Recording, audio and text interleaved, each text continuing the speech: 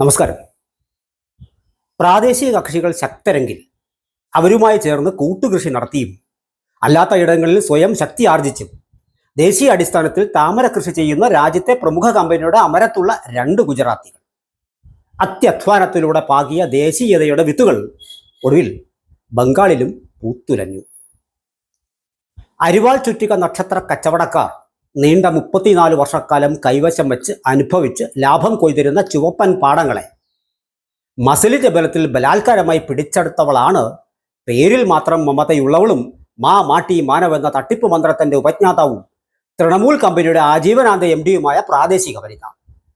കഴിഞ്ഞ 15 വർഷങ്ങളായി ബംഗാളിലെ 294 പാടങ്ങളിലെ സിംഹഭാഗവും കൈയടക്കി ലാഭം കൊയ്തിരുന്ന തൃണമൂലിൽ നിന്ന് 2 പിടിച്ചെടുത്ത് 2026 ലേലത്തിൽ ഗുജറാത്തികൾ കൈവശാവകാശം സ്ഥാപിച്ചു.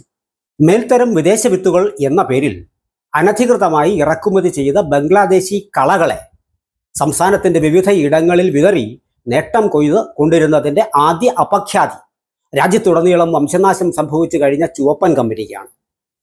ബംഗ്ലാദേശി കളകളെ വാരി വിതറിയതുവഴി അന്യാധീനപ്പെട്ട് തരിശായി പോകുമായിരുന്ന ഇടങ്ങളിൽ ഊഷരത തിരികെ കൊണ്ടുവരുമെന്നാണ് ഗുജറാത്തികളുടെ ശപഥം. പണ്ട് കോൺഗ്രസ് ഭരണകാലത്ത് സിദ്ധാർത്ഥ ശങ്കർ റേയോടൊപ്പവും പിന്നീട് കമ്മ്യൂണിസ്റ്റ് ഭരണത്തിന് വഴിവെട്ടി കൂടെ നിൽക്കുകയും ഗത്യന്തരമില്ലാതെ മാറ്റത്തിന് വഴിയൊരുക്കി മമതയിൽ പ്രതീക്ഷ അർപ്പിക്കുകയും ചെയ്തതിൽ ഭദ്രലോക് എന്ന് അറിയപ്പെടുന്ന പുരോഗമന സാഹിത്യ കലാകാരന്മാരുടെ പങ്ക് ചെറുതല്ല. തൃണമൂലിന്റെ ഏകാധിപത്യവും അതിരുകടന്ന ജനാധിപത്യ ധ്വംസനവും കൊണ്ട് പൊറുതിമുട്ടിയപ്പോൾ പറച്ചിലും പെരുമാറ്റവും എതിർദിശയിലേക്കാണ് എന്നു മനസ്സിലാക്കിയ അതേ കൂട്ടായ്മ എന്തുകൊണ്ട് താമരപ്പാടം പരീക്ഷിച്ചുകൂടാ എന്ന ചോദ്യം ഉയർത്തിയതിൻ്റെ വിളവെടുപ്പും കൂടിയാണ് BJPക്ക് ലഭിച്ച 2/3 ഭൂരിപക്ഷം.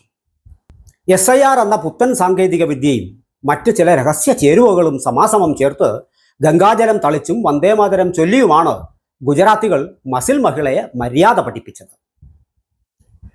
ചിത്രകാരിയും കവയിത്രിയും പാചക വിദഗ്ധയും ശുഭ്രവസ്ത്രധാരിയും ലാളിത്യത്തിന്റെ ചായം പൂശിയും ജീവിച്ചിരുന്ന മസിൽ വനിതയ്ക്ക് ഭൂമി നഷ്ടപ്പെട്ടതോടെ മനസ്സിന്റെ നിയന്ത്രണവും കൈമോശം വന്നു.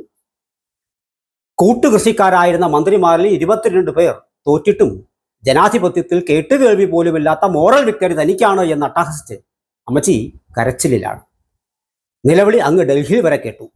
3 മുറി വീട്ടിൽ ഒറ്റയ്ക്ക് കഴിഞ്ഞിരുന്ന അവിവാഹിതയും ഇന്ത്യ അംഗവുമായ സ്ത്രീക്ക് സംഭവിച്ച ദുര്യോഗത്തിൽ അവർ ഒറ്റയ്ക്കായിരിക്കില്ല എന്ന് ഇന്ത്യയിലെ മോസ്റ്റ് എലിജിബിൾ ബാച്ചിലർ പ്രഖ്യാപിച്ചില്ലെങ്കിലല്ലേ അത്ഭുതമുള്ളൂ. ചുരുക്കത്തിൽ രാജ്യത്തിലെ 18 സംസ്ഥാനങ്ങളിൽ ഒറ്റയ്ക്കും 4 സമാന ചിന്താഗതിക്കാരുമായി ചേർന്നും ദേശീയതയും വികസനവും കൂട്ടിക്കുഴച്ച് ഗുജറാത്തികളായ 2 പേരുടെ നേതൃത്വത്തിൽ രാജ്യത്ത് നടത്തിക്കൊണ്ടിരിക്കുന്ന സ്വച്ഛ ഭാരത് അഭിയാന്റെ ഭാഗമായുള്ള മാലിന്യ നിർമ്മാർജ്ജന ബംഗാൾ വേർഷനാണ് ഇപ്പോൾ നാം കണ്ടുകൊണ്ടിരിക്കുന്നത്. വടക്ക് പടിഞ്ഞാറ് ബംഗാൾ, ബീഹാർ, ജാർഖണ്ഡ് അതിർത്തി പ്രദേശങ്ങൾ, വടക്കൻ ബംഗാൾ, ബംഗ്ലാദേശിന്റെ അതിർത്തി പങ്കെടുക്കുന്ന പ്രദേശങ്ങൾ, തെക്കൻ ബംഗാൾ എന്നിവിടങ്ങളിൽ മേൽക്കോയ്മ സ്ഥാപിക്കാനും മുസ്ലിം ഭൂരിപക്ഷ പ്രദേശങ്ങളായ മുർഷിദാബാദ്, മാൽദ പ്രദേശങ്ങളിലെ 30ഓളം മണ്ഡലങ്ങളിൽ വോട്ടുകൾ ഭിന്നിപ്പിച്ച് നേട്ടം നേടാനും BJPക്ക് കഴിഞ്ഞു. ബംഗാളിലെ അമ്മച്ചിയുമായി താരതമ്യം ചെയ്യുമ്പോൾ ക്യാപ്റ്റൻ പിണറായി ജിയും നമ്മുടെ അയൽപക്കക്കാരനായ സ്റ്റാലിൻ അണ്ണാച്ചിയും എത്രയോ ഭേദം. ഉളുപ്പ് ലവലേശം പോലും ഇല്ലെങ്കിലും തോൽവി സമ്മതിക്കുകയെങ്കിലും ചെയ്തല്ലോ. രാജ്യത്തെ മറ്റ് ഒരിടത്തും സംഭവിക്കാത്ത തിരഞ്ഞെടുപ്പ് അക്രമങ്ങൾ ബംഗാളിന് മാത്രം അവകാശപ്പെട്ടതാണ്. 34 വർഷത്തെ നീണ്ട CPM ഭരണകാലഘട്ടത്തിലും തുടർന്ന് 15 വർഷക്കാലം വിളവെടുപ്പ് നടത്തിയ മമതാ യുഗത്തിലും തിരഞ്ഞെടുപ്പിന് മുമ്പും തിരഞ്ഞെടുപ്പ് നടക്കുമ്പോഴും ശേഷവും ഗുണ്ടാ വിളയാട്ടവും കൊല്ലും കൊലയും പതിവ് പരിപാടികളായിരുന്നു.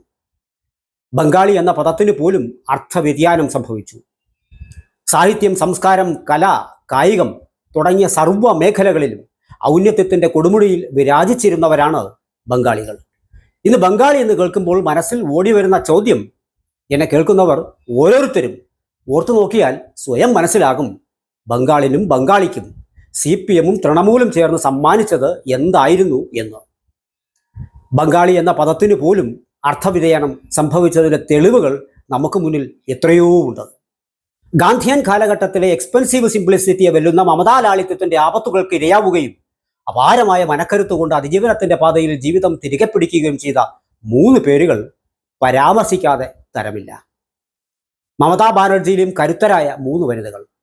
മാനസികവും ശാരീരികവുമായ പീഡനങ്ങൾ ഏറ്റുവാങ്ങിയ സന്ദേശ് ഖാലിയിലെ വീട്ടമ്മ രേഖ പത്ര. ആർജിക്കർ മെഡിക്കൽ കോളേജിൽ ബലാത്സംഗത്തിനിരയായി കൊല്ലപ്പെട്ട പെൺകുട്ടിയുടെ അമ്മ രത്ന ദേബ്നാഥ്. വീട് ജോലികൾ ചെയ്ത് ഉപജീവനം നടത്തുന്ന കലിത മാജി. ഇവർക്കൊന്നും ലിപ്സ്റ്റിക് ഇടാൻ കഴിയുന്നില്ല എന്ന് മാത്രമേ ഉള്ളൂ, കരുത്തരല്ല എന്ന് അർത്ഥമില്ല. മമതാ കാലഘട്ടം സമ്മാനിച്ച ഒരിക്കലും ഉണങ്ങാത്ത ഓർമ്മകളുടെ കറുത്ത പാടുകളുമായി പുതിയ നിയമസഭയിൽ ധീരരായ ഈ വനിതകളും ഉണ്ടാകും. ഇത് മമതാ ബാനർജിയും അവർക്ക് കുടപിടിക്കുന്നവരും മനസ്സിലാക്കുമോ ആവോ? ഇടയ്ക്കിടയ്ക്ക് ബ്രേക്കപ്പ് ആവുമെങ്കിലും ഇന്ത്യ സഖ്യവുമായി വീണ്ടും മമത പ്രണയത്തിലാവുന്നു എന്നാണ് ഒടുവിലെത്തുന്ന വാർത്തകൾ സൂചിപ്പിക്കുന്നത്. അവർക്കാവട്ടെ ഇനി ഉറക്കമില്ലാത്ത രാത്രികൾ. ഇനി ഊഴം BJPയുടേതാണ്. ബംഗാളിലെ ആദ്യ BJP മുഖ്യമന്ത്രിയായി സുവേന്ദു അധികാരി അധികാരമേൽക്കുമ്പോൾ അദ്ദേഹത്തിൻ്റെ അഥവാ BJPയുടെ മുന്നിലെ വെല്ലുവിളികൾ അമിത വിയർപ്പ് പൊഴിക്കാൻ പോകുന്നതാണ്. കാത്തിരിക്കാം.